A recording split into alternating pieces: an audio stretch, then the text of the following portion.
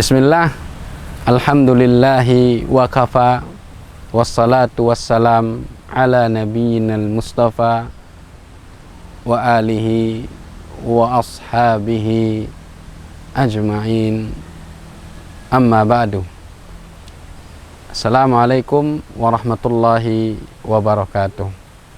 Pemirsa Al-Mihbarah Channel, semoga Allah Subhanahu wa Ta'ala selalu merahmati kita semua. Insya Allah, pada pertemuan kita dan pertemuan selanjutnya, kita akan membahas sebuah tema yang sangat menarik.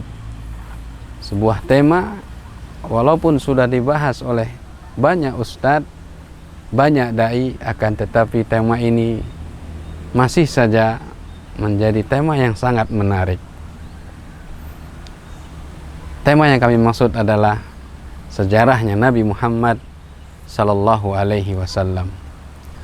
Sejarah seorang anak manusia yang Allah pilih dari keturunan yang paling mulia, dipilih oleh Allah Subhanahu wa Ta'ala untuk menjadi nabi dan menjadi rasul yang mengemban tugas untuk menyampaikan wahyu-wahyu dari Allah Subhanahu wa Ta'ala.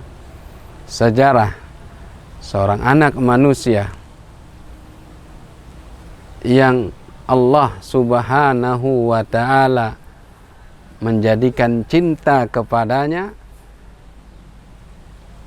menjadi syarat kesempurnaan keimanan seorang mukmin. Rasulullah sallallahu alaihi wasallam bersabda, "La yu'minu ahadukum hatta akun ahabba ilaih min walidihi wa waladihi wan nasi ajma'in." Artinya, sesungguhnya tidak sempurna keimanan seseorang di antara kalian sampai aku, kata Rasulullah SAW, lebih dicintai dari bapaknya, dari anaknya, dari semua manusia. Ma'asyiral muslimin, kita akan membicarakan sejarah Nabi Muhammad sallallahu alaihi wasallam. Dari beliau dilahirkan, kemudian beliau besar, persusuan mereka beliau, bagaimana beliau ikut serta membangun Ka'bah tatkala direnovasi oleh orang-orang Quraisy. Kita akan menceritakan bagaimana hijrah beliau, atau sebelumnya kita akan membicarakan bagaimana wahyu turun kepada beliau.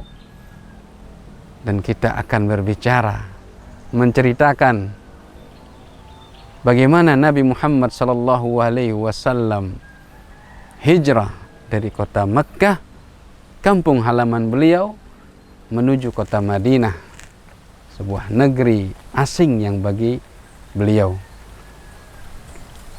Dan kita akan bicarakan banyak hal, sejarah-sejarah tentang sejarah-sejarah Nabi Muhammad sallallahu alaihi wasallam. Pemirsa dimanapun Anda berada, yang kami harapkan dari menceritakan sejarah Nabi Muhammad ini adalah agar kita makin mencintai Nabi Muhammad sallallahu alaihi wasallam. Ini yang pertama. Karena manusia kelak pada hari akhir akan dikumpulkan sama orang-orang yang dicintai.